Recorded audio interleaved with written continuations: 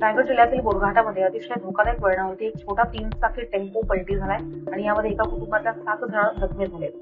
सुदैवानं टेम्पो खोल दरीत कोसळली नाही, त्यामुळे मोठा अनर्थ टळलाय। तरी सुद्धा बोरघाटातील खोपोलीकडे उतरताना अवघड वळणावरती हा अपघात घडलाय। पुण्याहून गुजरातमध्ये अहमदाबादकडे जाणारे 2 परिवार 2 वेगवेगळ्या छोट्या टेम्पोने प्रवास करत होते। या दरम्यान एक टेम्पो घाटातील तीव्र उतारावरती चालकाचा ताबा सुटल्याने दुसऱ्या बाजूला पलटी झाला। त्या ठिकाणी डाव्या बाजूला खोल दरी असल्यामुळे टेम्पो त्या दिशेनं न कोसळल्यानं मोठी जीवितहानी टळली आहे, असं प्रत्यक्षदर्शी सांगतायत।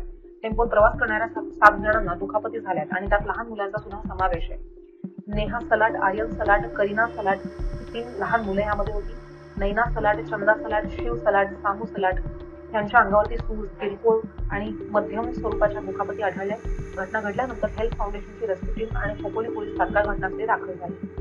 सर्व जखमींना एका खासगी वाहनाच्या मदतीनं खोपोली शासकीय रुग्णालयात दाखल केलं। रुग्णालयातील डॉक्टरांनी जखमींची प्रकृती स्थिर असल्याचं सांगितलंय।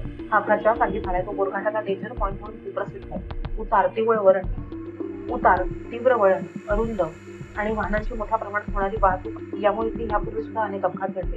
स्थानिकांनी ह्या भागात अतिरिक्त सुरक्षा व्यवस्था केली, चेतावणी आणि फलक वाहतूक नियंत्रित करणारे उपाय तातडीनं सुरू करण्याची मागणी केली। अपघातामध्ये मोठी दुर्घटना टळली असली तरी सुद्धा बोरघाटातील सुरक्षेचा प्रश्न हा पुन्हा एकदा समोर आलाय। पोलीस आणि प्रशासनाने ह्या भागात कायमस्वरूपी सुरक्षितता उपाययोजना करावी अशी मागणी केली आहे।